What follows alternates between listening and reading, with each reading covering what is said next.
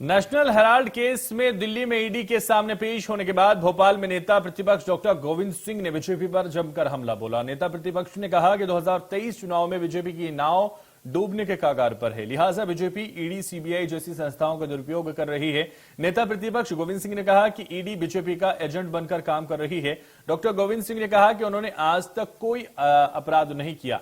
खेती किसानी से जुड़े व्यक्ति हैं और उनकी ना ही कोई कंपनी है और ना ही उनका किसी कंपनी में शेयर है, फिर भी ईडी ने उन्हें नोटिस देकर बुलाया है। और क्या कहा है नेता प्रतिपक्ष डॉक्टर गोविंद सिंह ने, आइए सुनते हैं। मध्य प्रदेश में आगामी 8-9 महीने बाद नवंबर के महीने में भारतीय जनता पार्टी और कांग्रेस पार्टी विधानसभा चुनाव का मुकाबला करेगी आपस में। सवाल इस बात का है कि भारतीय जनता पार्टी की नाव डूबने के कगार पर है। नाव में कई छिद्र हो चुके हैं।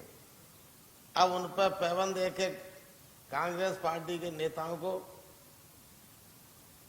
किसी भी तरह से डिमोलाइज करके, परेशान करके भारतीय जनता पार्टी के कारनामों को उजागर न करें, इसलिए उन पर हमला करने का प्रयास चालू कर दिया है। 13 जनवरी को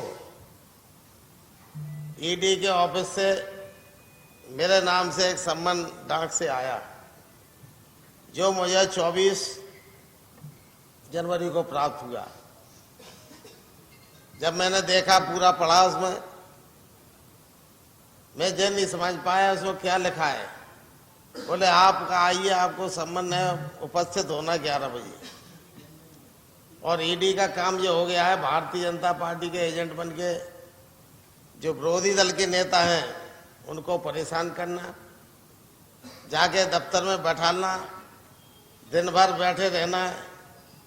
मैंने पूरे जीवन में, मैं खुलेआम कह रहा हूं, मेरे जीवन में मैंने ऐसा कोई काम नहीं किया है जिसमें मुझे समाज के सामने, देश के सामने, जनता के सामने अपनी गर्दन झुकाना पड़े, नीचे देखना पड़े, चाहे राजनीतिक रूप से, आर्थिक रूप से और चारित्रिक रूप से।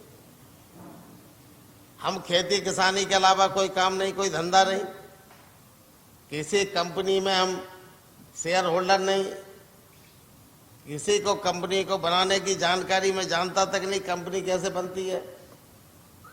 किसी भी संस्था में डायरेक्टर या आर्थिक काम वाले किसी ट्रस्ट में हम शामिल नहीं। आखिर समझ में नहीं आ रहा। मैं लगातार 2 दिन से विचार किया, आखिर है क्या।